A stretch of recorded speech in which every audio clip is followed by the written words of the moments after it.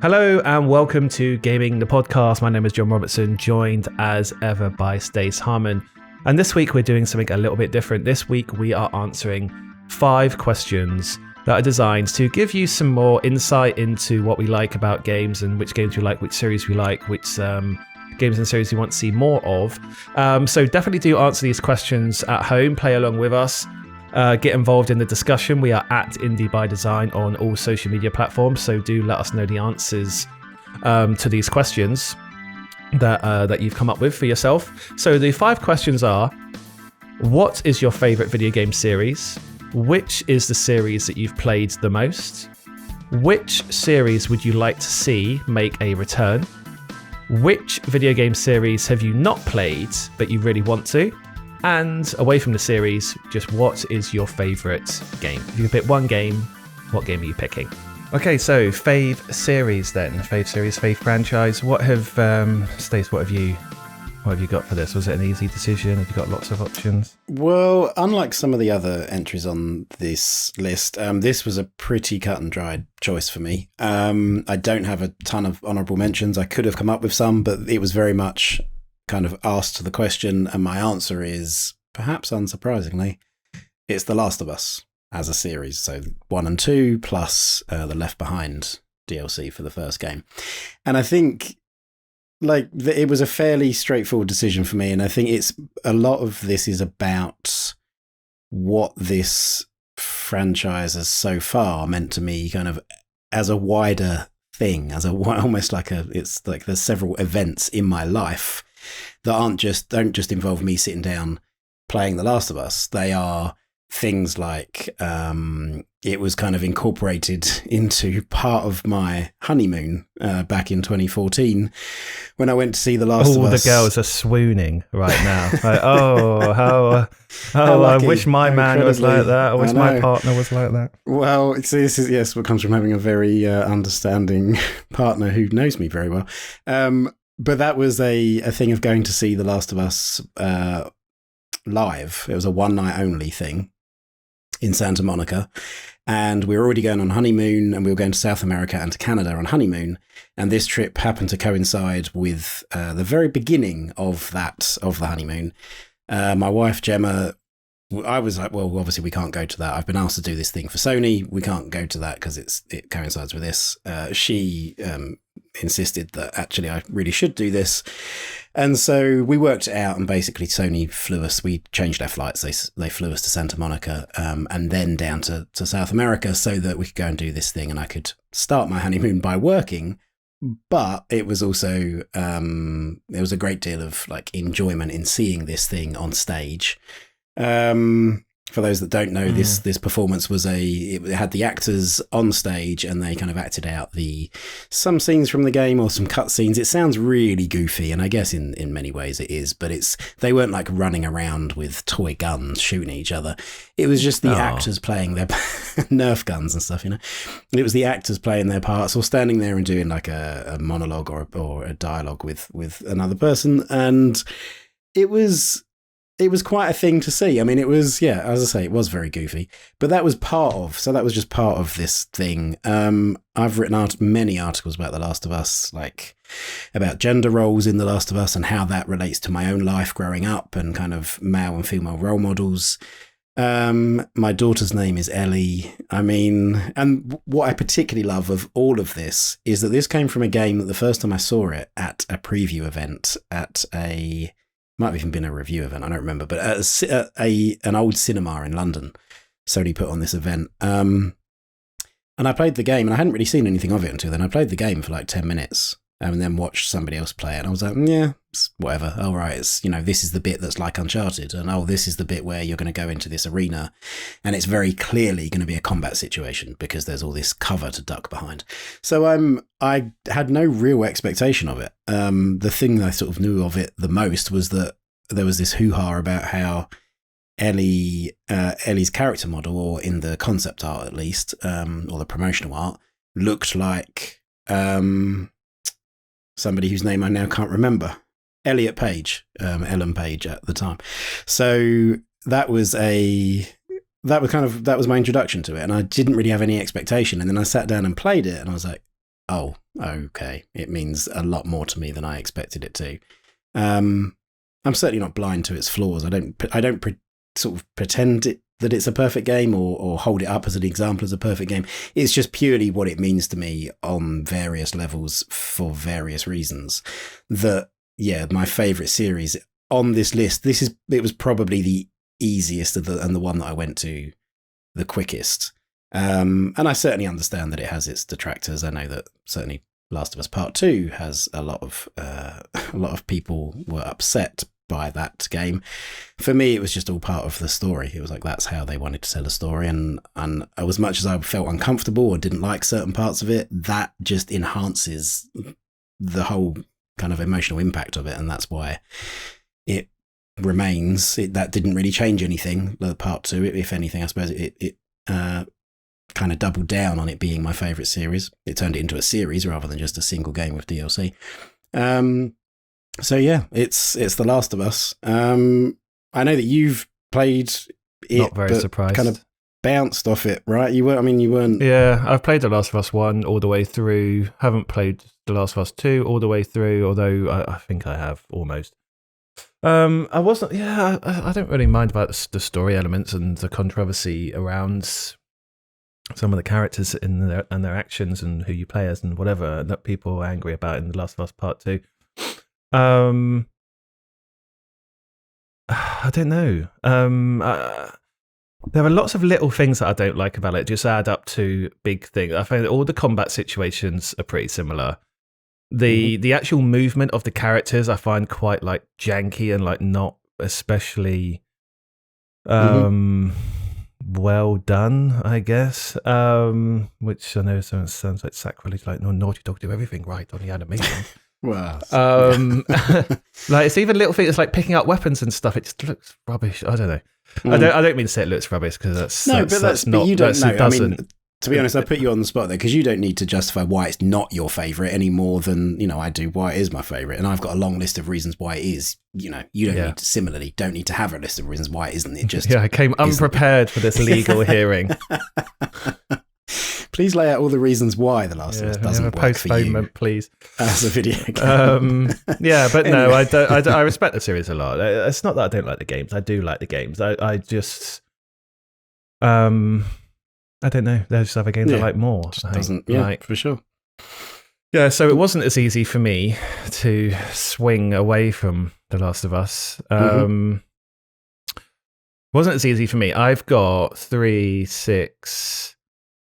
9 entries here on my fave series, and I'm still not sure what my fave series are, so let's run through them quickly. So Resident Evil, Final Fantasy, Football Manager, Gran Turismo / racers of that sort I've got written down, because like Gran Turismo and Forza were like kind of hard to split. I suppose Forza is the better one now, but certainly as like a sort of anchoring thing to the concept of sim or somewhat sim racers on console, then Gran Turismo is the one. Grand Theft Auto, Yakuza, Pokemon, Psychonauts, and Street Fighter. Like some of these are not going to win, definitely not. So Street Fighter's not going to win this, but I feel like Street Fighter sort of has to be included in there as just something to mention as part of sort of communicating, like sort of shining a light into the things that I'm drawn to.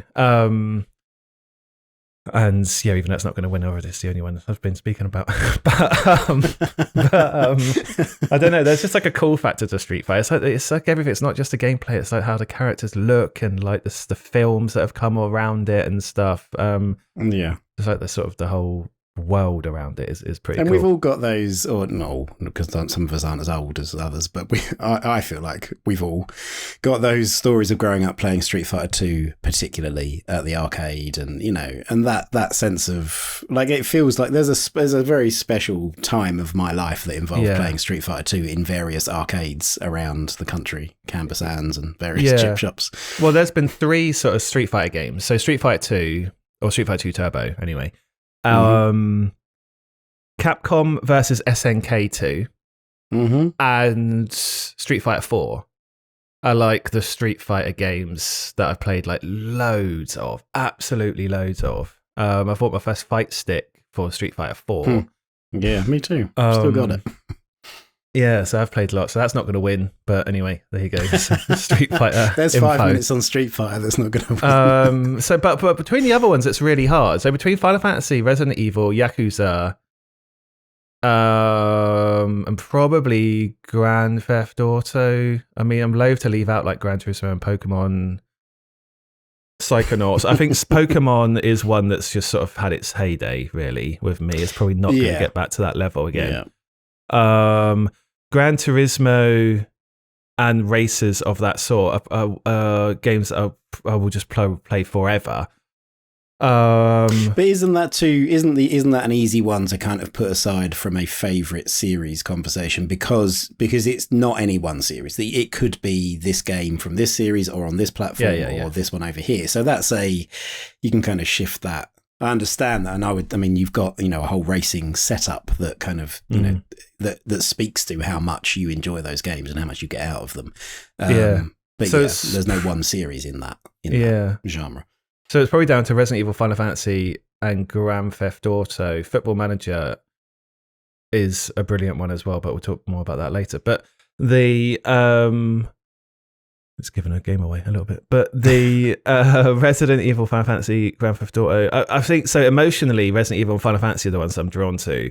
Mm-hmm. But in terms of like gameplay and just pure enjoyment and stuff, Grand Theft Auto is like equal, if not superior to those games. But it's not really one that I like think about so much or like crave as much as the other ones. Like new entries in a Final Fantasy or Resident Evil franchise, it's like, crave those. Like, well, that's what I was going to say about you, that when I've seen you or when I've heard you most excited about something that's coming out, it has been one of those two series. And probably I would say maybe the Final Fantasy edges it just in terms of how you've talked about it. That may be because the big game was like the Final Fantasy VII remake, which has that's very specific. That has a very special place in your heart. So maybe, but that's kind of from an external perspective. Certainly Final Fantasy, Resident Evil, the two I've heard you talk about most sort of passionately, and probably Final Fantasy of those. But that's from an external perspective. Yeah.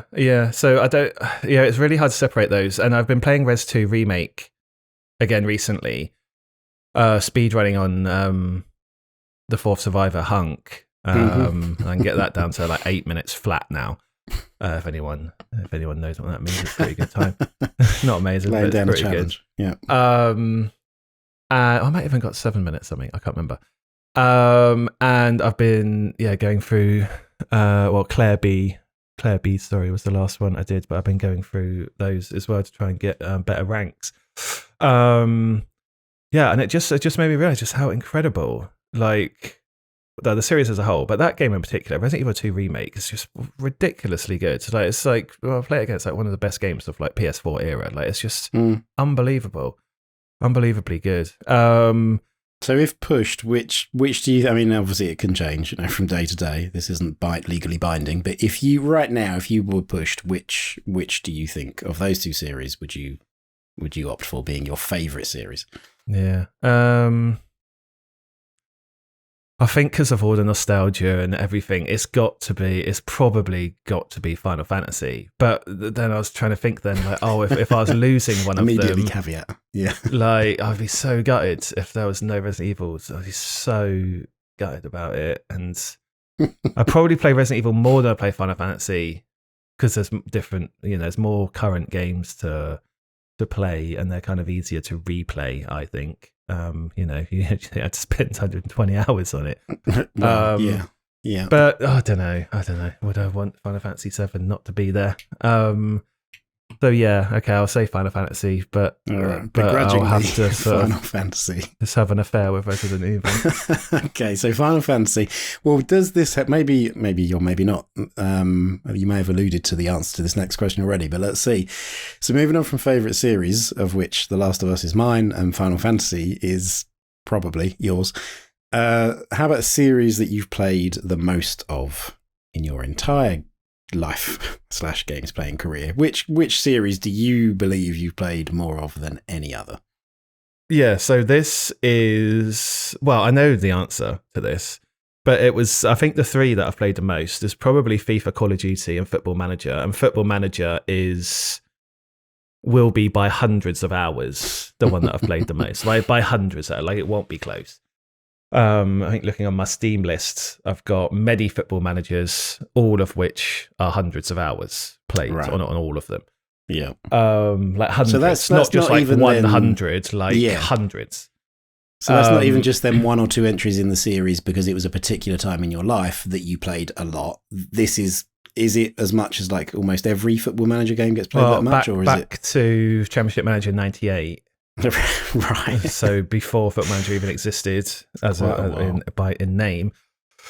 Up until now, although I haven't played the latest one very much.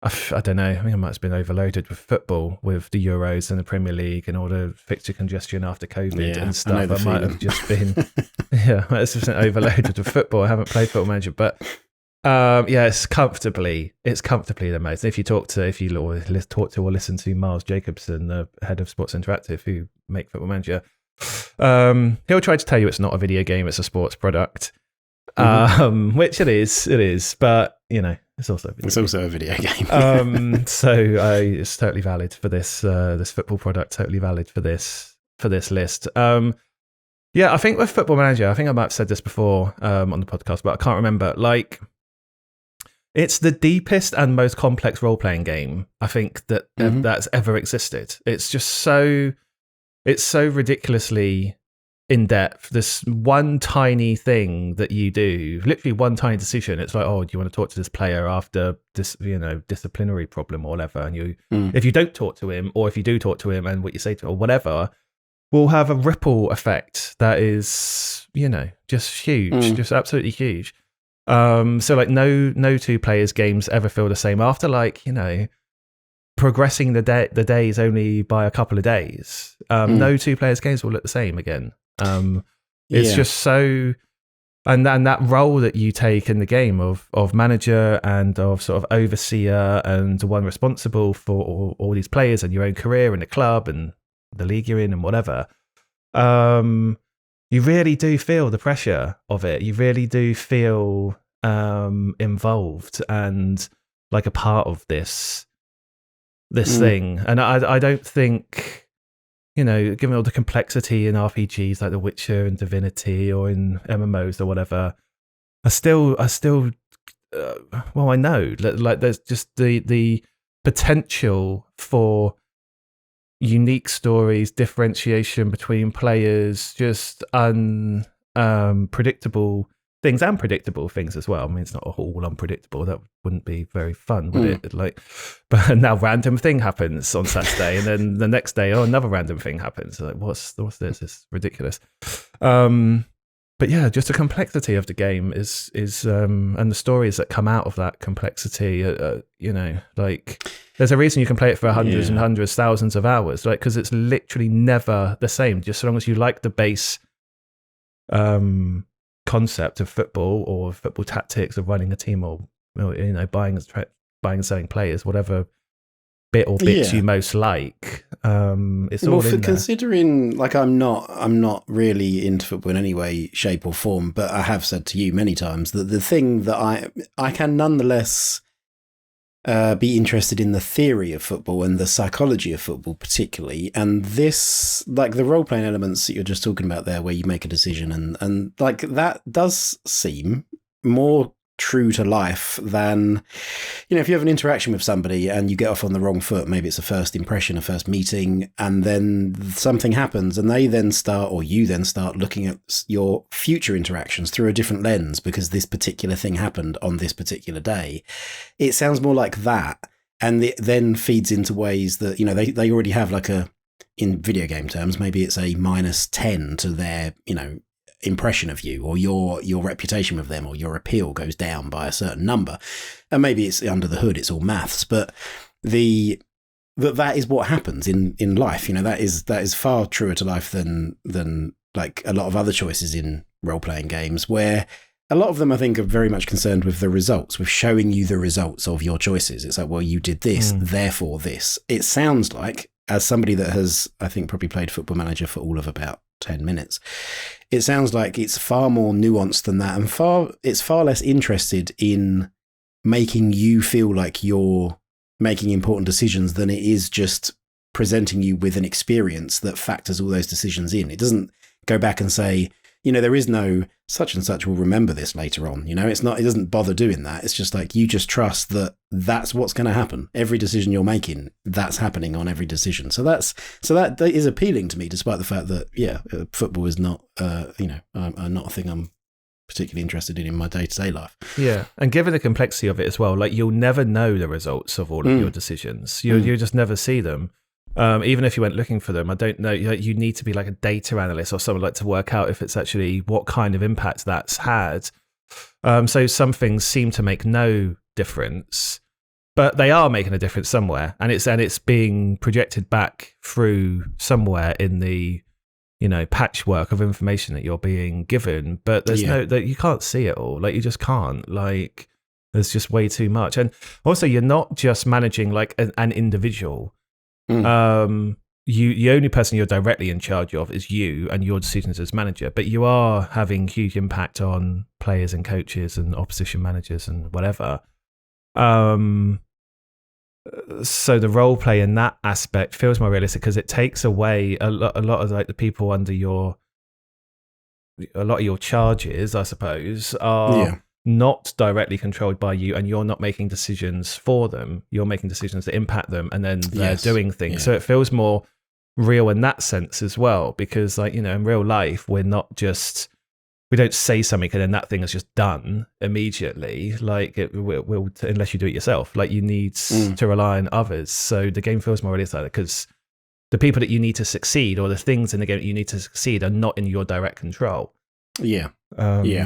So you need to try to, just motivate and encourage them and influence them through what you can control. So I don't know, it just feels a very dense game because of that. And one that you can spend a lot of time in. And it's not like, no matter what Jay from the In-Betweener says, like, you can't complete the game either.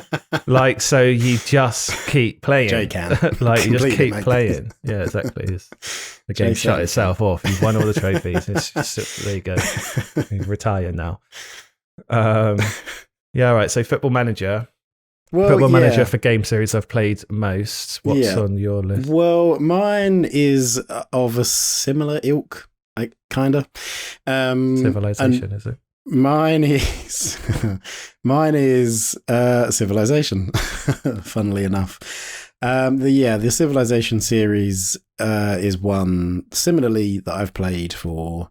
I've played individual games in the Civilization series for hundreds and hundreds of hours, and so collectively it is in the thousands of hours. And I think there are some similarities there with kind of the things that it, the itches that it scratches as there are with Football Manager, except that with Civilization, a lot of your decisions are surfaced. That's very much part of the game and part of the franchise, is understanding and controlling those numbers that perhaps in Football Manager are invisible. Or at least less often visible, but in Civilization they are much more. You are literally building this particular wonder because it gives you plus X to your culture or your. So it's very much kind of a planning and then executing and then seeing what comes out the other end of that. And there's people that we know. There's a certain Mr. Pete Oliver at Sega, who I think has probably played Civilization more than I have. And he certainly plays it in a far more directed kind of perfectionist or chasing perfection kind of way than I do. Mine is much more of a sort of experiential, let's just spend time in this world. And I'm playing it as a game and I'm playing it to ultimately to win, but I don't have all of the, I don't like see the matrix. I don't have all of the, I know I need to do this and this in order to achieve this by turn 50. But you don't even need to look at the upgrade path anymore. No, exactly. Yeah, it's just like, of course I do this because it's suboptimal to do anything else. I don't really have that. There's some areas where I have that sort of knowledge, but not not really. That's not a thing that I've ever chased. I think Pete's beaten the game on like God mode, and I'm nowhere near that. But again, it's a game that has meant stuff outside of video games, insofar as, I suppose, not like The Last of Us, but insofar as it's a game that me and my wife have played a lot. Gemma doesn't play a huge amount of video games at all, but she will play Civilization, has very possibly played it more than I have. Our kind of collective playtime is certainly within the thousands of hours. And there are, I don't know, there was like where we went on holiday once, took a laptop with us, and on the days where we weren't out like hiking, when we went to Wales, we'd be like, let's have a quick few turns on Civilization. And there's just like, it's just been part of a lifestyle, or part of moments in my life that are just outside of let's sit on the sofa and play a game. So that's factored into certainly my wife playing it and being very happy, not just happy, but actually instigating it, often wanting to play it, being happy, putting up with it. It's like, yes, I'll go on then. Let's play the 3,000th hour of Civilization. Is a big part of why I've played it so much. And I think that has persisted. I started with Civilization 3. I don't know that I have ever played the first two, and if I have, it's very briefly. But from 3 onwards, each one has been, with, as I say, in the hundreds of hours. And that may have dropped off slightly with sort of in the last couple of years, which may or may not have coincided with kids. But it's still by far my most played series for sure. And I will, I do anticipate, I am looking forward to whatever comes next. And same like with Humankind that came out earlier this year. That was another thing. It's like, well, let's have a look at this. And the big deciding factor for me on that was simply that it didn't launch with hot seat play. So you can't, you need 2 machines, you need 2 copies of the game and all the rest of it. So there's really, well, they're not silly, but there's just very basic logistical reasons why a game may or may not kind of take hold. And Civilization has kind of, at least something like Hot Seat has often been patched into a game that it didn't launch with. And so, it's just taken hold and has always been kind of there or thereabouts in my most played list of any given year. It's always been up there. So, I think there's probably some, as I say, Football Manager and Civilization are closer than, say, Football Manager and GTA, but in terms of their similarities, that's certainly on my list, and will probably continue to be on my list for years to come. Forever. What did you have anything that was there anything else on the list that has the potential to overtake it, for example? Like, well, my first thought was Civilization. Then it was like, I'll check your Steam stats make it quite easy to kind of verify those kinds of things. But something like Hearthstone, which I've touched on before, I mean, for considering that is, well, Hearthstone's one of those odd ones because it's kind of like a live service game, isn't it? That although it is just one game and technically is the same game or the same title, it's not even, the title's changed in the last few years as well, but it launched as Hearthstone Heroes of Warcraft and it's now still Hearthstone, but that has gone through so many iterations that it is almost a series within itself. It's kind of, there's very distinct, not necessarily numbered entries or even like, oh yeah, that was Hearthstone of 2015, but that is a game that I've played a lot of, but that doesn't log the stats. So that, I think that's probably in the hundreds of hours. But when I looked at kind of Civilization, all of the entries, it's like, well, Hearthstone might be a contender for single most played game, but in terms of a series, Civilization I think does dwarf that. But I don't know. Aside from those, there wasn't anything that immediately. I just don't think there is another series that I've played for. Certainly not thousands of hours. I mean, maybe hundreds, but certainly not thousands. So no, that was another relatively easy one or straightforward one in terms of the answer kind of presented itself rather than me needing to do too much digging. All right. But one I did have to do a lot of digging for, a lot of thinking for, at least, was this next one, which is the series that you would most like to see return. So I've got a few entries in this list. I mean, is this another one like your favourite series that you've got a whole bunch that are contenders, and do you have kind of a standout one, or is there? I've got five that I'd like to see return. I've got 6 listed. 5 of them, like, definitely, I want to see return. Another one is like I could leave it, but but just for I don't know, for fun, I'd like to see it return, but it's not on the same level as these other ones. So okay. So I've got Portal, Hotline Miami, Silent Hill, Dead Space, Wipeout, the ones that I will definitely want to see come back, and then Parappa the Rapper as one that, like, I'd like to see, but like I know not as much as Silent Hill. But I do have a soft spot for rhythm games, and rhythm games that are like not too hard either, not like these crazy ones that you see on like iPad and that, and you go online and there's someone doing the world record video, and it's like, good lord, easier ones than that, please. Because I used to love Parappa and like Guitar Man. Did you ever play that? Yeah, I did. Brilliant game that was. Absolutely brilliant game. But yeah, so of these, Portal, Hotline Miami, Silent Hill, Dead Space, Wipeout. Silent Hill is the one that I want the most. It's not a series that I played like loads and loads and loads of back in the day. Certainly Resident Evil I played much, much, much more. But I always do think that of the Resident Evil Silent Hill style of survival horror, there aren't that many games in that style. No. So having another big series that can sit alongside Resident Evil, and Silent Hill is always a bit different. It's more like psychological. It's darker. It's a lot of stuff about like the mind and psychology, whereas Resident Evil is a bit more sort of in your face. And the PT demo obviously sort of got everyone's hopes up, and then it just disintegrated. Didn't get my hopes up. Just scared the Jesus out of me.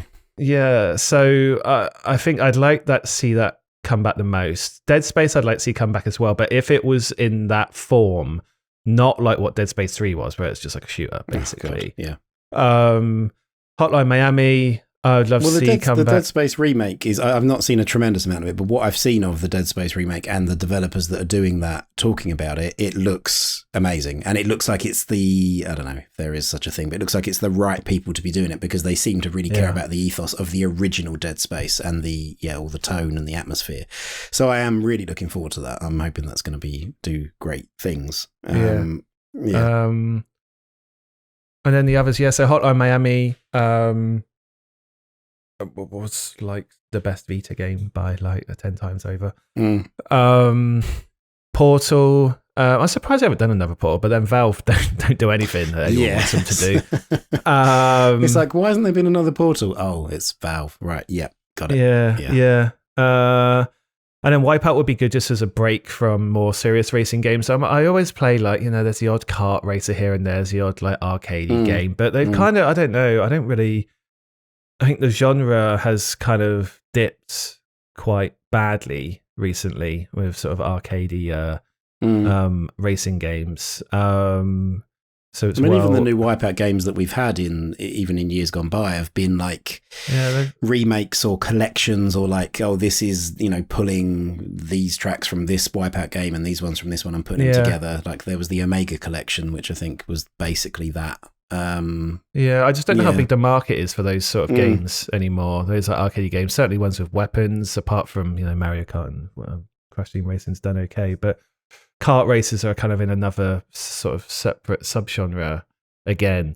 But anyway, Silent Hill. And as I say, I didn't play Silent Hill as much, and in a way, my sort of desire to see Silent Hill come back in a proper big way, and there's always rumors about it, but is almost maybe apologetic to like, okay, give me another chance to get into the series properly. And then just mixed with the survival horror Resident Evil sort of combo, like they made back in the day like such good sort of foils for each other, because they were similar enough that the same fans, the fans of both games existed, but they were different enough that they really were their own thing. It's like FIFA and PES, like once upon a time, in a different, or even International Superstar Soccer, as I used to know it as back in the late 90s. Yeah, would there be any sort of trepidation? Like, would it be immediate? Like, if you heard that a Silent Hill game was coming out, would there be any of that, like, oh no, I hope they don't mess it up? Or because you don't have the ties to the sort of past series, would you not really have that kind of concern? There isn't like you don't really have sort of I don't know, like a level of expectation in terms of it has to be this type of thing.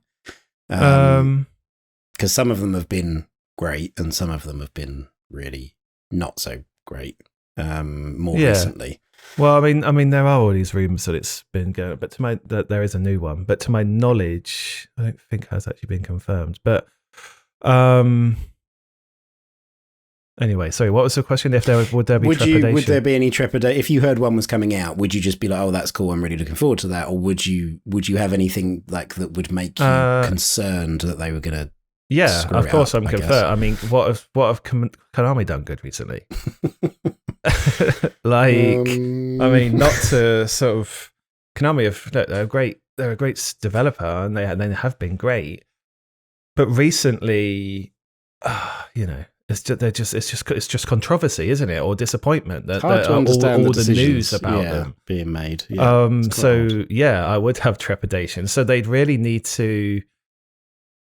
They'd have to confirm that the studio working on it is one with a brilliant track record, basically. Because if it's like an unknown, or if it's like I don't know, some new internal studio or some morphed internal studio, then I don't know. I guess it would depend on what names are attached to it, but. I don't know. It feels like if you're going to work on that series with the expectation and you're going to work on it with Konami, who are going through a rough patch, then you're going to need to have some really good leaders on that project in order to have the strength to make good artistic decisions, rather than just trying to be whatever it is that we think the fans want based on our reading of it on Reddit or something. It's like, come on. But I feel like Konami might be tempted to do something, design the game along those sort of lines, because, it needs a hit. So let's just make it as populist as possible. But I mean, when does that work out, really?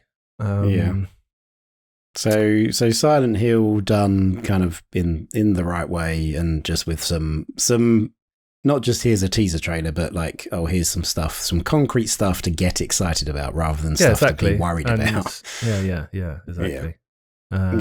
Like, announce who's working on it, what's the studio, when in the lore is it set, like all of that stuff. Okay. And then I'll be very excited about it, and then probably be very disappointed by it when it comes out. Well, that's a roller coaster of emotions that you get to have with the protracted development of video games. Fun times, which is why it's sometimes awesome when people just release stuff. It's like, oh, by the way, this thing's coming out. Oh, wow, that's cool. And it's out now, or it's out next week, or it's like, there's no big build up.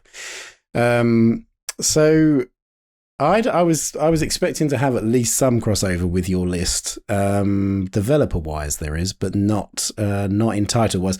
I've actually only got two other kind of honorable mentions, which are Legacy of Kain and Half-Life. As I guess kind of cliched as Half-Life is. I could do Legacy of Kain, actually. That should have been on my list. Legacy of Kain is like one of my favourite games. Yeah, see, I actually was more Blood Omen Legacy. That was one of the first games I remember being like blown away by the acting, I guess, by the narration. That it was incredible. And Soul Reaver was also an incredibly well-designed game. It didn't sort of resonate in the same way with me. But yeah, Legacy of Kain, I think there was, I don't know, a few years ago, there was a multiplayer Legacy of Kain game that was like, I don't know, it was like an arena shooter or it was anyway. It wasn't very good. I think it changed its name as well. It started being more obvious that it was a Kain game, and then that became less obvious. But anyway, so a proper Legacy of Kain game, I suppose, is the only reason I bring that up. Like I'd take either of those. I'd take like a Blood Omen or a Soul Reaver style game, mix the two, great. But my actual choice would be for a new XCOM game, and more specifically, XCOM 3, because I've been playing Chimera Squad recently and really like some of the things they've done with that, and they've taken it in a different direction. But XCOM 3, it's that kind of knowing that there is a certain amount of, a certain sort of familiarity, I guess, but a certain base level of expectation that I can have about what this thing is, which it was a bit more difficult to have with Chimera Squad. Because those games, I love that, like, sitting down and being presented with a problem, and then it's that kind of, there is an optimal way to solving this problem, but also there is some risk reward involved, and that's, I really like that.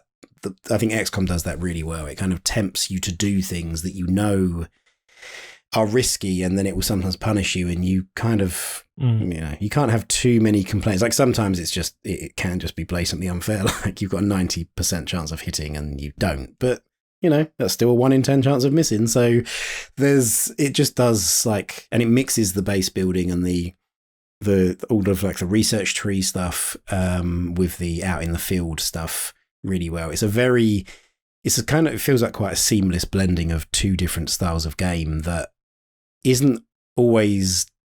sometimes isn't done very well in other games. It's like, here's this type of game, here's an open world adventure with base building elements, and it's like they sort of just they butt up against each other.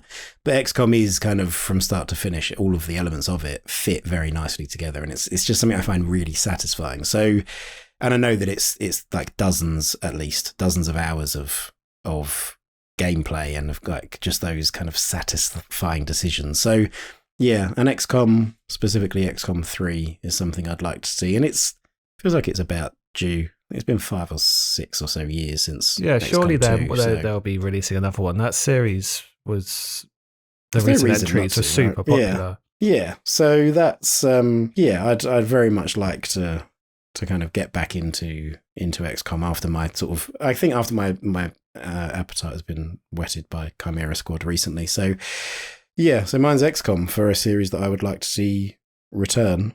How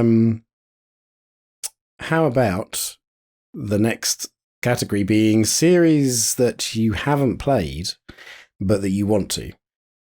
I will make a slight caveat to this, because I'll say that, perhaps I don't need to until I tell you what mine is, but the series you haven't played, but you want to, do you have, how many entries kind of was there for this? Is that... Got 8. You do play a lot. Oh, okay. I was going to say, you do play a lot of games, and there's probably isn't that many series you haven't played. So there's a bit of a caveat on this. So I think, apart from one of I think I've played all of these a little bit. But because I couldn't find one, I couldn't think of one going through when I was trying to see if there's anything I'd missed that's obvious. I couldn't find one that I hadn't played at least like a little bit of. So of like, worthy franchises for this section, I played most of them. So I just run through the ones I've got quickly. So I think I know the answer. So and I think I know which one I'm going to pick. So Metroid, The Sims. There's 7. Metroid, The Sims, Control, which I know only has one game. And I have played a little bit of it. Minecraft, Titanfall. I've played some of Titanfall 1, not barely any of Titanfall 2. Danganronpa, which I have played a bit of the first one. And then just MOBAs in general. So League of Legends, Dota 2, Smite, Heroes of the Storm, whatever else you want to add, Pokemon. As like a thing, and I know that's not a series, but I always do think like, oh, this will be, and now I'll do MOBAs, and I'll download League of Legends, I'll download Dota, and then I'll play it like once or twice, and I'll just be like confused by the 55 million characters that you've got to choose from now, and it's like, oh, okay, I need to go away and like read a book about this before I could even begin. But I still really want to. It's just I need to find like a team to do that with. I wouldn't just like want to play with randoms online. So I think I'll just bounce off that pretty quickly. And then The Sims. So The Sims 1 I played quite a bit of, but haven't played it since. And I am kind of curious about it. I do like games. I do like those sort of like dollhouse kind of games, whether it's like The Sims or if it's like SimCity or City Skyline or Parkitect or Rollercoaster Tycoon or whatever. And I know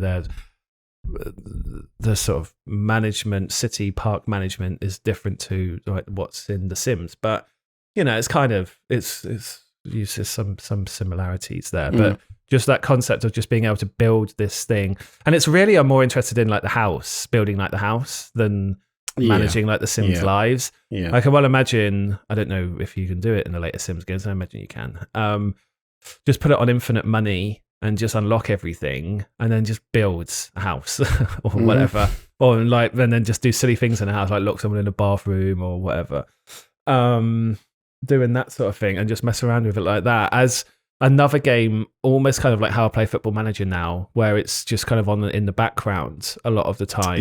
And you're just dipping in and out of it for like, I don't know, 20 minutes or whatever, throughout the day whenever you've got time. Now on Metroid, the new Metroid did make me more curious to jump in, but I don't know if I'd be like jumping back. I have played the original Metroid a bit on because you can play it through the Switch on the SNES games. But I don't know if I'm going to like jump into original Metroid and play through the series up until now. But like it is an idea that I like, but am I ever going to do it? I don't know. So I think the most realistic ones on this is The Sims or Danganronpa, which I have just started playing a tiny bit on, so that's a bit of a cheat. But this, I mean, it sounds like it's less perhaps series that you haven't played but want to, and more like series that you want to be into, series that you would like to kind of be invested in. But that's more accurate. Because as I have hit, I can't remember if I've ever played Minecraft before. I must have for like a tiny amount of time. Honestly, it's madness, this massive, phenomenal thing. But but I am curious about it. Is it one that I really want to be into? Like, not really, but I am curious about it. I've read a lot about Minecraft, watched a lot of videos about Minecraft, know about Minecraft from that sort of more sort of like impact and theoretical position. But my actual one-to-one relationship with Minecraft, one-to-one engagement with Minecraft is 0, I think. So I feel like I should play some of that just for knowledge, really, just to have a first-hand perspective. But yeah, I think The Sims Control I will go and play some point. It's kind of a cheat. It's not a series. Metroid, I might play the new one, but I don't know if I'm going to go all the way back. Danganronpa, I will play. Annoyingly, I bought them really cheap on PC a while back, and now they've just been released on Switch, which I'd prefer to play them on Switch. But the Switch prices are ridiculous, compared to Steam, or what they're currently available for on Steam. Or they were available on Steam when I bought them. I bought them for like a few quid each in a sale, and now I think they're like £18 each on Switch.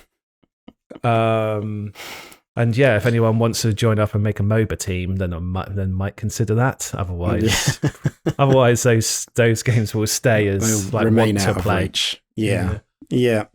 Well, yeah. So I think that notion of like series that mine's a mix of series I haven't played and want to, but there is definitely some of that series that I would like to be into.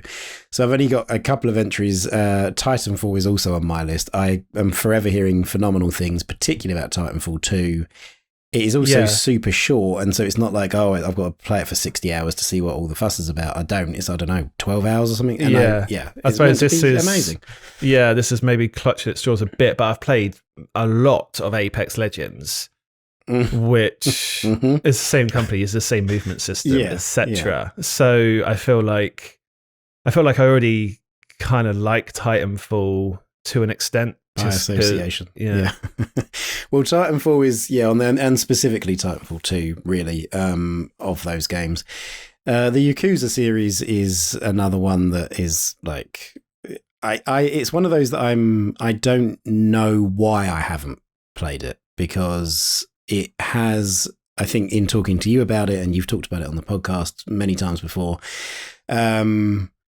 it has a lot of the stuff there that I was like, well, that appeals to me and I want to play that. And even like the setting, that's one of the things we talked about in previous previous podcast was favorite settings. And Japan is one of those for me. So it's like, it's an oddity that I just haven't. And I don't know if maybe some of it is just not really knowing where to start aside from, well, with number one, but there's also a 0. So, well, it's like, yeah, what's 0. that about? I would say 0 is the place to start. 0 is one of the best ones as well. Okay. Well, and there are the easier. remastered editions of 1 and 2. But they are remastered. So it's got like the older gameplay. Yakuza Zero, it's got newer gameplay. It's also 6, the latest one, is a great place to start because it's got a new main character. Yeah. Yeah, well, so I mean, maybe I'll remedy that. But the actual series that I would most like to be into, and I'm not, is Red Dead Redemption. And I'm not into that, and I haven't put it down as one that I really want to be. I've tried. I've completed Red Dead 1. You've also played quite a lot of it, though, haven't you? I've played a lot of it. Yeah. So I was into it for a bit, but now I just never want to play it again. Fair enough. But not on the surface of it, like from what I hear of it, from the things that I see of it, it has that real like, or potentially what I read it to be as a real sort of emotional core that I think I would or would resonate with me, or I would resonate with. But that's one, and I think there might be sort of a thing like with The Last of Us with you, that it's like, it's the gameplay kind of just gets in the way of that stuff for me. So I don't come to it with a ready formed attachment to it. And so I've tried to play Red Dead 1 twice. And I think on both occasions, I bounced off it at the exact same point, which is really early on. You stay at a farmstead, and I think in the middle of the night, you get woken up and there are wolves or coyotes or something attacking the farmstead.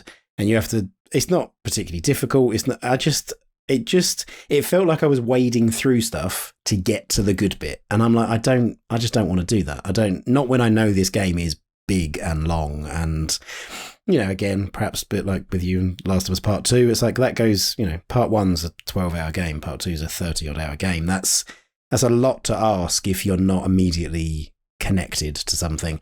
But I really like the idea of it. It seems, Rockstar's games have that kind of level of otherworldliness that it's like, this is a very well-made thing. I just don't particularly resonate with it, but I would like to. Well, I mean, there is a lot of wading through stuff, as you say, in both Red Dead 1 and 2.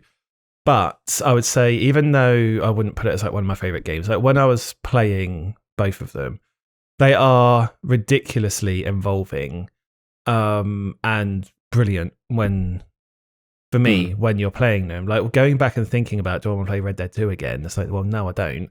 It's not because it's a bad game. It's just because it's a lot of game and there's a lot of stuff to do in it.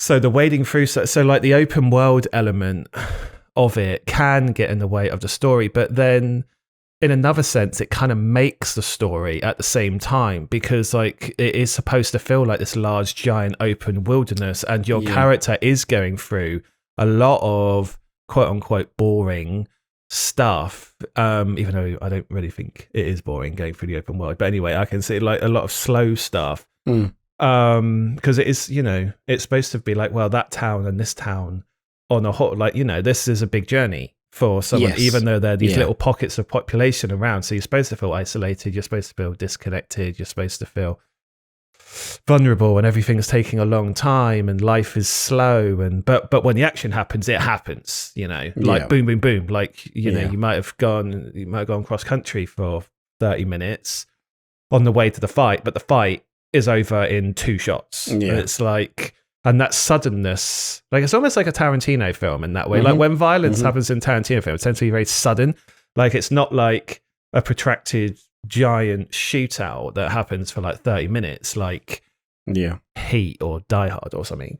It happens like boom, boom, boom. But there's a lot of just talking and a lot of going through stuff before you get to that. They're not really wildly similar, but like in Red Dead and Tarantino, not wildly similar, but in that kind of Well, it sounds like part of the enjoyment is in the is in the build up. Like the reason that's so powerful and so impactful in that moment is because you have just spent 30 minutes trekking cross country, and you get connected to your character and your horse because it's just you and the character and horse going across stuff, and you going across and you're seeing all the vistas in the background, and you're making a choice to hunt that or not hunt it, or rob that person or not rob them, or do you want to do cinematic mode? Or you just, sometimes like it's just like, okay, I'm just going to like trot through. Like I would always just like trot through town rather than like just sprinting the horse through town, knocking people over left, right, and center. It's like no, like walk through here. Like not just because it's more realistic, but it's just cooler. Like it just looks cooler. Yeah. So. Yeah, I think it sounds like there's similarities there to the way that I felt about Death Stranding, that notion of getting somewhere. Like, yes, all I'm doing is delivering some boxes when I get to the other end, but that doesn't tell the story. It's like it's the 30, 45 minutes I've just spent navigating a route or avoiding confrontation or just trying to keep my car going in good condition. It's like, and you can't manufacture that. You have to experience it. You have to have gone through that to then have that payoff in that way. And it's and that. So I mean, maybe the answer is for me to just skip Red Dead 1 and go to Red Dead 2 and just read the synopsis of the first game or whatever. Like it's you'll miss out on what is a brilliant ending though. The end, like genuine, it's like one of the best endings in video games. That is, it's absolutely it's just really good. That's one of the. It's a bit like TV series for me. It's like, well, I don't want to jump into this thing now because I've got 10 series of it to watch, and I just don't have the mental energy to do that. Yeah, well, you need to watch if you watch a roundup of the ending, you need to watch something that incorporates the whole game's narrative, though, because the ending just won't mean anything. No, absolutely. Otherwise. Yeah, absolutely. So yeah, that's for me is the series that I haven't really played at all. Certainly, in terms of a percentage of the entire thing, I've played just a minuscule amount. And that on the other side of it as well, I would just like to be more into than I am, despite the fact I've made very like sort of shallow, tentative attempts to. It might be time to give that another go at some point. All right. Well, it's time now to move on to the final section. Which we're moving away from series and focusing on single games now. So is the big question, favorite game? Which is it's the question when someone says, like, when you're talking to someone new and they're like, what do you do? And you're like, I do these things in video games. Like, what's your favorite game? Yeah. And it's like, oh God, how long have you got? And like, how much do you know about video games? Because I mean, this is tough because I've got a few things written down, and this is the one category that I hadn't entirely decided before we started recording what it was going to be. Nor have I, and I've got 13 entries. I mean, I don't have that many. I don't. Mine are again, for anybody that's probably listened to this podcast for any length of time, they won't be surprising that if I'm going to say what my current favourite game is, the list I've got is Hades, The Last of Us. I think it's tough. I mean, even that's tough because I don't know if I can say The Last of Us Part 2. If you haven't played number 1, then it just has a completely different impact. But anyway, Hades, The Last of Us in some form, and also the Hitman series, which again is a bit of a cheat. But like, so you've done current favourite. I've done what is what's your favourite game to play today? But that is like that encompasses like what is my favourite game right now is how I've interpreted that rather than like, well, yeah, that's how I've interpreted it. That's because that's I've sort of how all time. Okay, well, yeah, I mean this kind of, I don't know. I think my favourite changes with any given, like from year to year. There isn't. Yeah, it's hard. I can say, well, my favourite game when I was, I loved Populous when I was a kid, or I loved Monkey Island, but like, is that my favourite game? So I don't know. I don't honestly. We may end up arriving at no conclusion whatsoever.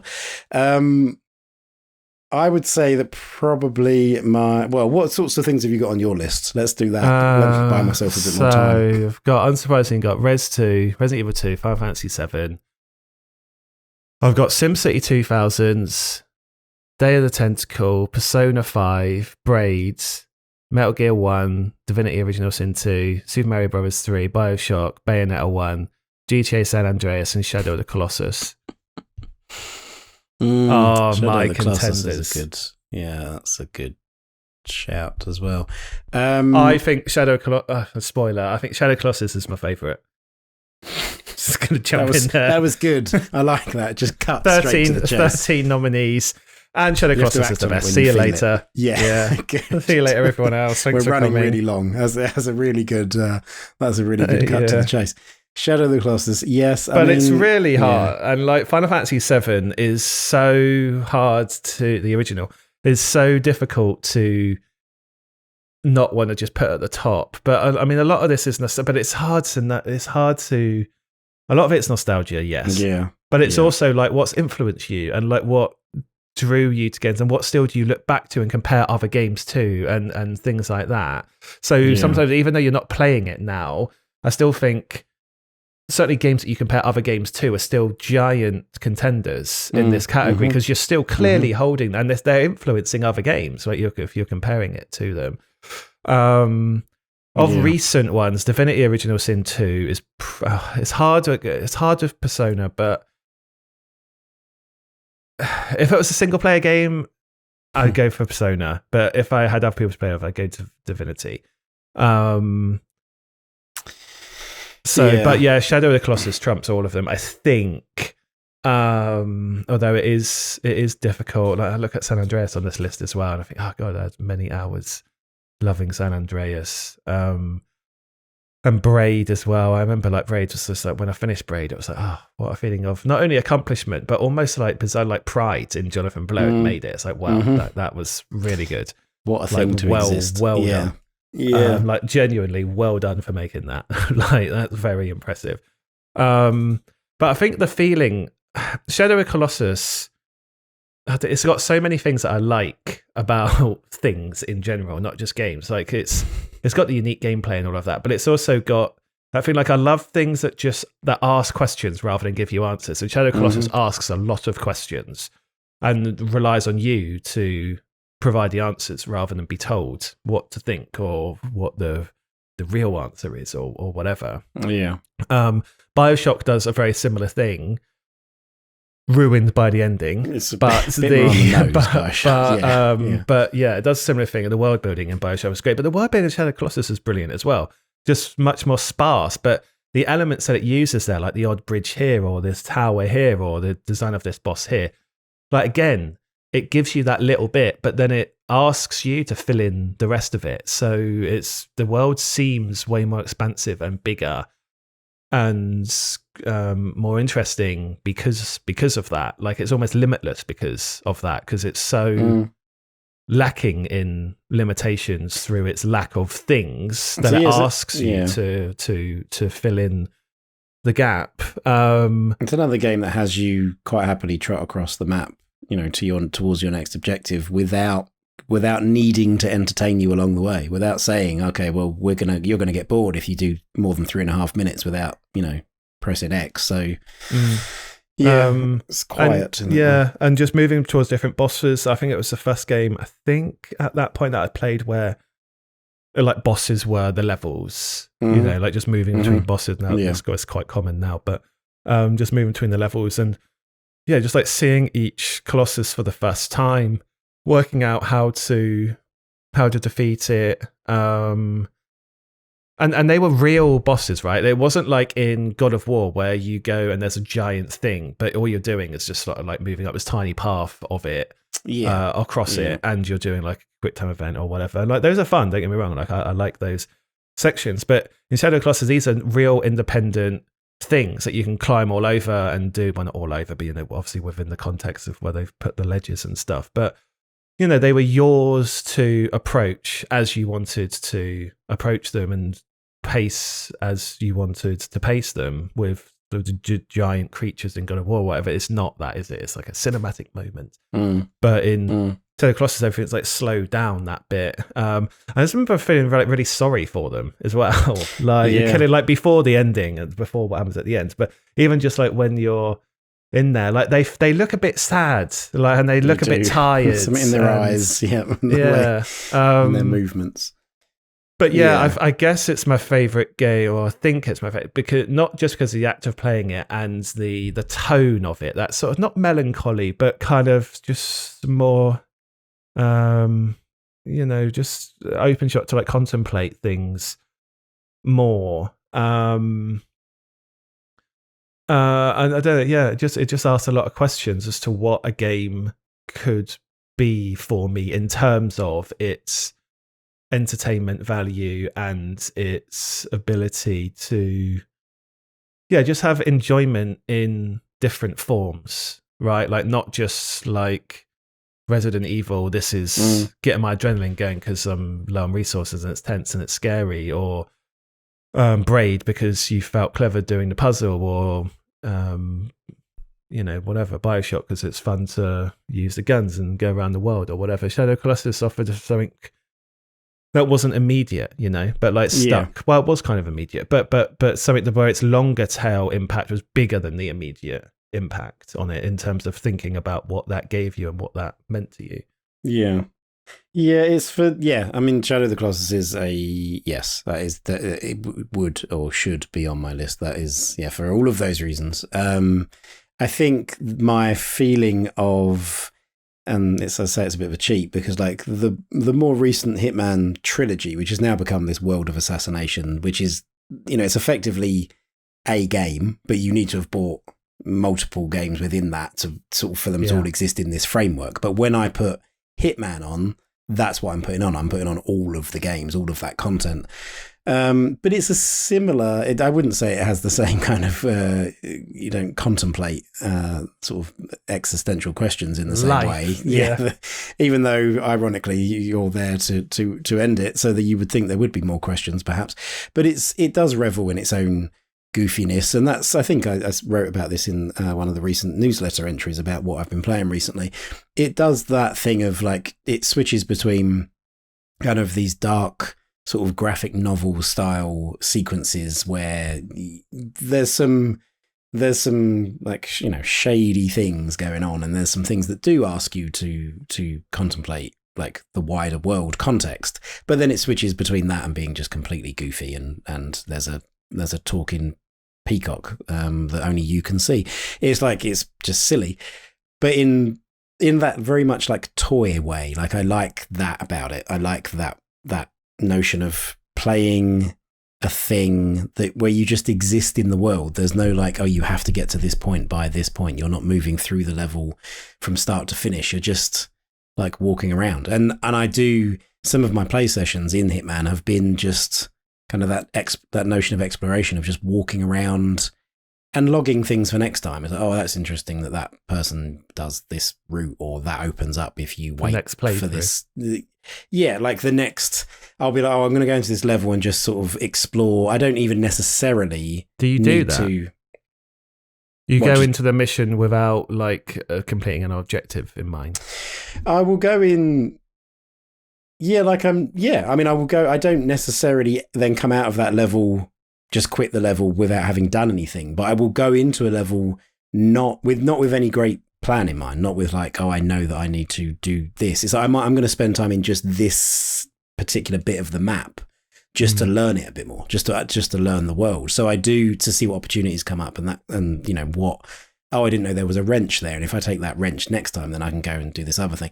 So it is like a toy in that way. It is just like playing with it just to see how it's put together and how it works. And that's the thing that's really the biggest and possibly the only thing that keeps me coming back to Hitman is that it's not the how quickly can I kill the targets, or how efficiently can I do it, or can I get, silent assassin rating, suit only, and all of this stuff. It's like just the playing with the game and its world that is the biggest draw.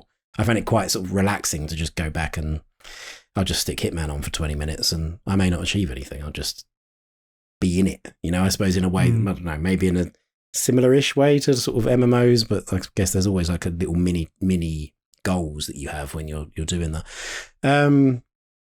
So yeah, I mean, Hitman perhaps is my current favorite thing, because that's the thing I'm drawn back to time and time again. But yeah, there's also, it's difficult for me to extricate like favorite game from favorite series. Remind me, what were the other ones on your list again? Hitman? So Hades, The Last of Us, Hitman, all of which are very, very current, very recent at least. Although The Last of Us, the original was, it's what is it, 2013 that came out, so it's nearly 9 years old.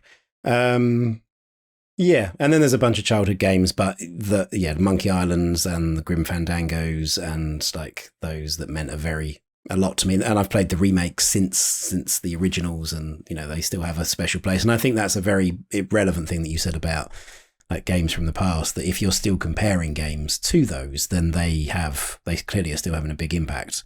And like an adventure game like Monkey Island, I will still compare to Monkey Island. Like, does it hit those particular kind of marks for me? And often they don't, and I don't know that they ever will, but there's probably some nostalgia in there as well. So, yeah, I would say favourite game, Hitman, but I imagine if you ask me next week, my opinion will probably change. Yeah. And also, as I say, I'm cheating because I'm rolling 3 games into one, but hey-ho. Yeah, it's fine. That's what I'm going to settle on. will be very proud of their achievement. I also like the way it's released, like just this good constant content updates, which I know again isn't a new thing. It always gives me something to go back in and have a look at, and I don't know. There's the kind of games that I played typically don't usually have that. I mean, certainly like Hades and The Last of Us don't have that, for example. No. Anyway, yeah, I'm going to settle on. There we go. All right, so favourite game, Shadow Colossus, Hitman, what are we calling it? Hitman World of Assassination, is that what it's called? Just so I can cheat and have 3 games in one. Yep. Yeah. It sounds like a ride, doesn't it? It sounds like a ride at Alton Towers, and you're entering the World of Assassination. Like, 2-hour queue. What could go wrong? All right, so those are our 5 questions answered. We'll be putting these questions on social media, so do look there to answer them yourself. We are at Indie by Design across all platforms, and as ever, if you want to see and check out and get more information on the books that we write, then you can visit us at indiebydesign.net, where you'll have all of that information at your fingertips. Otherwise, we will see you again next week, and thank you for listening.